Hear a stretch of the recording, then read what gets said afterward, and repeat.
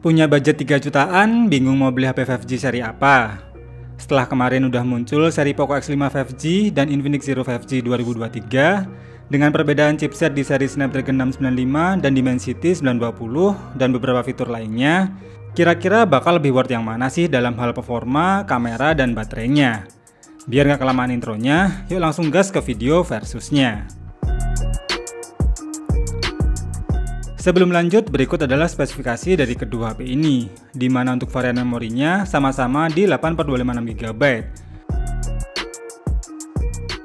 Dan saat dites pakai AnTuTu versi 9, skornya Infinix lebih tinggi nih dibandingkan punya Poco. Skor Geekbench 5 tesnya pun Infinix punya poin yang lebih tinggi baik untuk single maupun multicore-nya. Begitupun untuk skor 3D Mark di mode Wildlife Stress Test. Meski kestabilannya identik, namun overall skornya Infinix lebih tinggi. Lanjut kita tes performanya buat jalanin game SD populer saat ini. Game PUBG Mobile dari settingannya aja Infinix udah lebih oke nih, karena bisa pakai settingan Smooth Extreme. Sedangkan Poco hanya mentok di settingan Smooth Ultra. Sehingga untuk pengalaman bermainnya, Infinix terasa lebih smooth karena bisa mendapatkan average frame rate di 60 fps. Sedangkan Poco hanya di 40 fps saja. Namun overall keduanya bisa memainkan game ini dengan sangat playable dan minim terasa frame drop. Sensor gironya juga sama-sama responsif dan gak delay. Suhunya juga sama-sama tergolong adem dan gak terasa panas sama sekali. Setelah bermain selama 30 menit, perbedaan penurunan baterai dan temperatur suhunya pun hanya selisih 1% saja. Namun wajar ya karena Infinix pakai settingan yang lebih tinggi dibandingkan punya Poco. Game kedua buat mainin game seberat Genshin Impact. Keduanya dites pakai settingan sama yaitu rata kiri dengan mode 60 fps. Untuk real experience gameplaynya, kedua HP ini sama-sama terasa playable. Namun kalau dilihat dari FPS motor berikut, tingkat kestabilan di Infinix terasa lebih smooth karena bisa mendapatkan average frame rate di 45 fps. Sedangkan Poco di 40 fps saja. Jadi jelas ya untuk memainkan game seberat Genshin Impact ini, tak bisa dipungkiri Dimensity 920 masih lebih unggul dibandingkan Snapdragon 695. Tapi setelah bermain selama 30 menit, jelas Poco lebih adem dan lebih awet karena punya kestabilan FPS yang lebih rendah dibandingkan punya Infinix.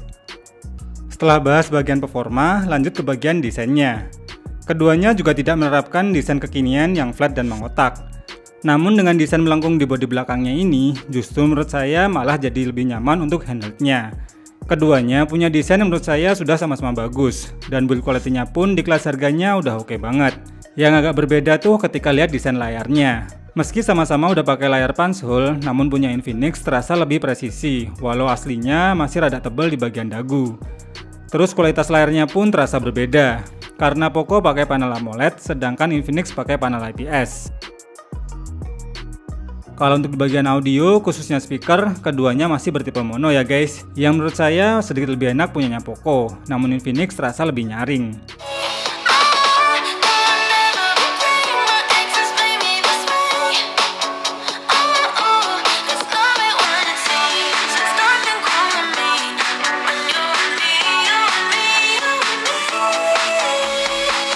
Lalu saat dicek pakai aplikasi sensor box, keduanya punya sensor yang sudah sama-sama lengkap. Meski sama-sama pakai gyro hardware, namun bisa dilihat punya Infinix terasa lebih smooth nih.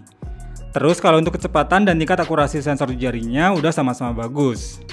Selain dapat HP yang performanya mumpuni, kualitas kamera di kedua HP ini juga bisa diandalkan. Sama-sama bersetup triple kamera, Poco X5 punya kamera utama sebesar 48 MP, yang didukung 8 MP ultrawide dan 2 MP untuk makro.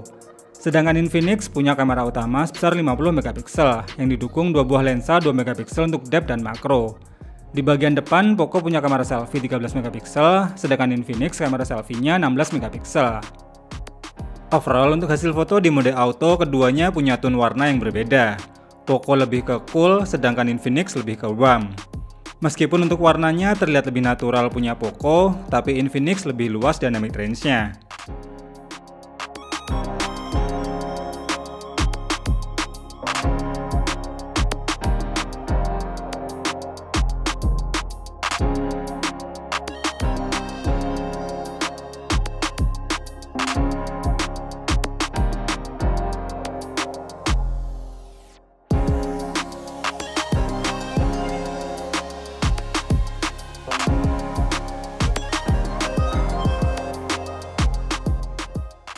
Untuk foto bokehnya sih udah sama-sama bagus dan rapi juga.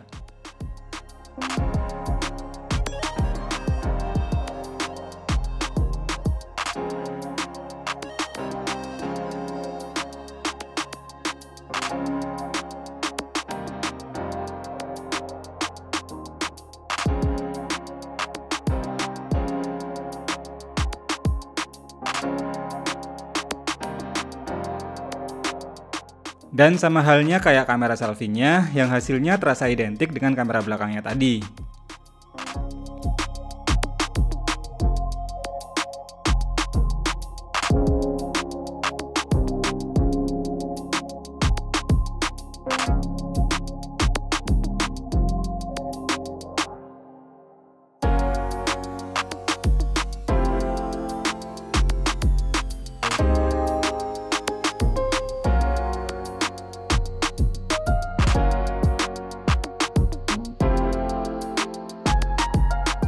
Untuk hasil rekaman videonya, menurut saya untuk urusan warnanya terlihat lebih natural punyanya Poco.